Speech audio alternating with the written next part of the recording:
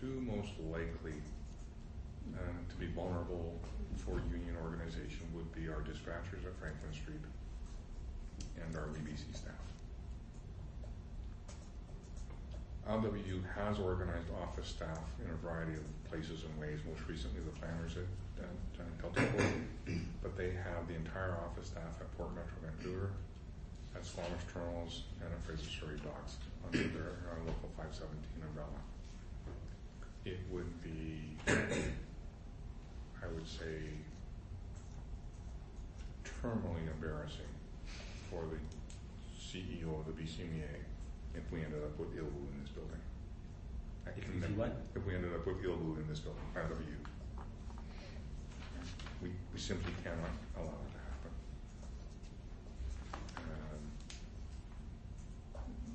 We keep them close through the subsidy, we keep them close through a subsidized rent, we keep them close through HR, we try to respond to staff level concerns, we try to include them in our staff functions, et cetera, et cetera. That's not all benevolent on our part, that's very defensive on our part. Mm-hmm.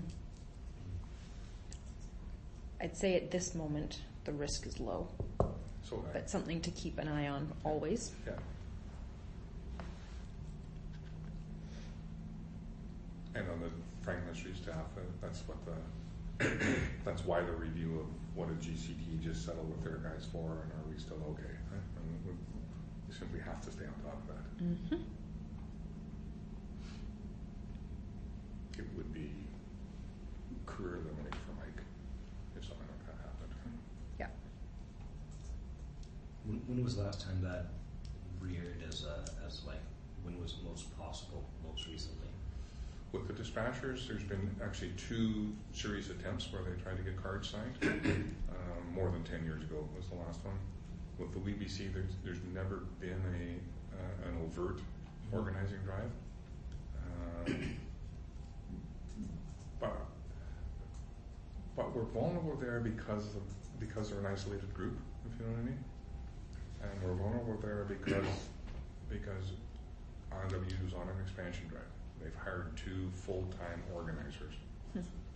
These are not your rough and tumble longshoremen who might not relate. These are 30-year-old women who will have your office staff out for coffee, right?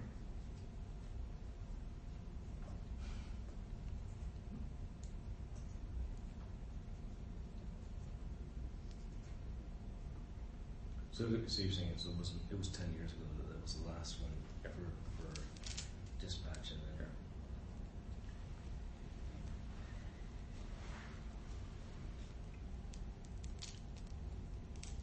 we would almost certainly evict them if we can't have the old in this building. So what are the things that you do to test or look at that not happening? So on a monthly, quarterly basis, what kind of interaction? Like, is it, you've got these things in place, like the $50K a month and all the things that you said. At a staff level, the number one thing is we try to make them included. Right? We did World Cup lunches. They're part of the group. The Christmas party, they're part of the group. The barbecues, they're part of the group. And that's an invitation that they're doing. Yeah, so with Anita joining us, she's kind of reshuffled people down there, and part of one of the person's role is to be the BCME liaison.